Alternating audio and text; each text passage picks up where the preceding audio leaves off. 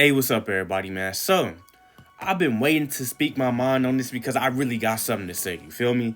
The news broke out Friday that Von Miller had a interview with Sports Illustrated. It was an article, and basically, he was talking about how he was training with Odell Beckham Jr. to get back right in the offseason. They were training for weeks and weeks. And he said one day he threw out a hypothetical of them somehow, some way playing together in the future. And he even said maybe in Ohio. And Odell told him not to come to Cleveland. This clearly seems to be what Von Miller really said. Nobody came out and said it was fake or anything like that. So this is what Von Miller truly said. And Browns fans, they pissed off. They saying fuck Odell. Odell never really wanted to be here.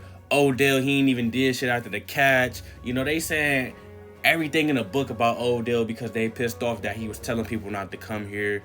And, they basically keep saying, like, he did not want to be here. Like, I told y'all he didn't want to be here. Y'all was still protecting him anyway. So, this is my thoughts on this, So, first things first, I just want to say Von Miller is corny because you ain't even have to say all that. Like, you really being messy. Odell got a bad rep around his name. A lot of allegations that probably are false about who he is as a person and a teammate, and you just add fuel to the fire. Like, that was low-key corny to me. Like, if I was Odell, I'd be a little bit mad. Like, bro, why would you say some shit like that? Like, if you read the article, he could have left that out. If you really read the article, he could have left that part out. But hey, anyway, to get into the actual video, here's the hardcore truth. I understand why my fellow Browns fans are mad, because I'm a Browns fan too. I understand why y'all mad, because it's like, hey, he was on the team at the time, and the ultimate goal is to win the Super Bowl. So if you got a player telling people not to come here, it's like, bro, what is you doing? Like, you kind of ruining our chances of potentially winning the Super Bowl. I understand that part, bro. But the hardcore truth is, when are we going to put some blame on the Browns? Like, when are we going to blame Cleveland? Nobody wants to blame Cleveland. Everybody want to be mad at Odell. They want to point fingers. But when are we going to blame Cleveland, bro? Like, really sit down and think about that. At the end of the day, bro, people keep saying he didn't want to be here. He did want to be here initially, bro.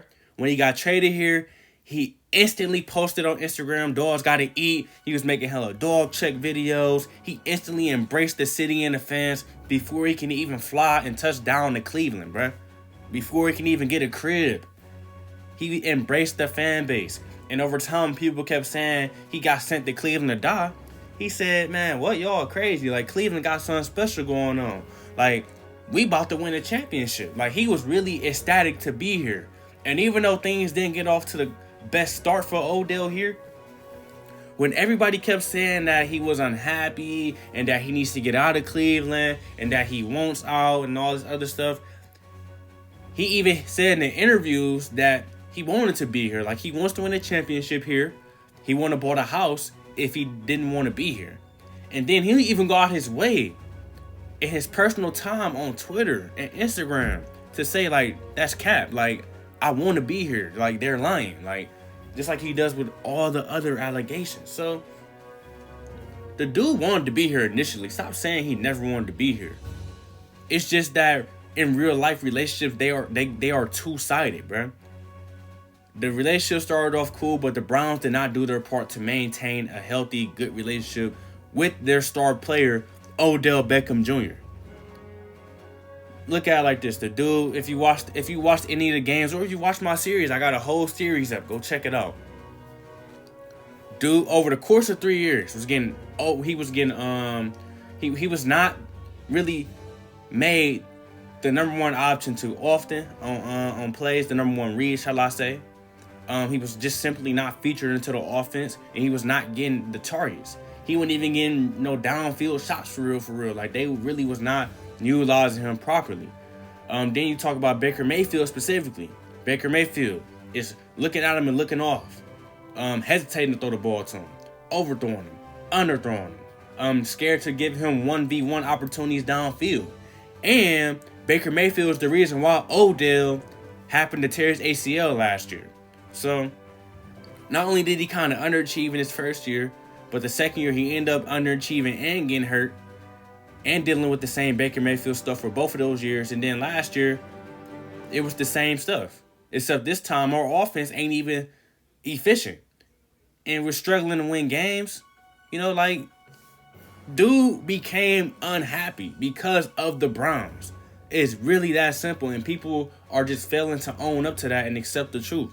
It's the Browns' fault why that man was unhappy. Because, and let me rephrase that. It's the Browns' fault why Odell is out here telling people not to come to Cleveland. Because if he wasn't unhappy, he wouldn't be telling people not to come to Cleveland. Would have told him to come to Cleveland, because he obviously has plans of being here.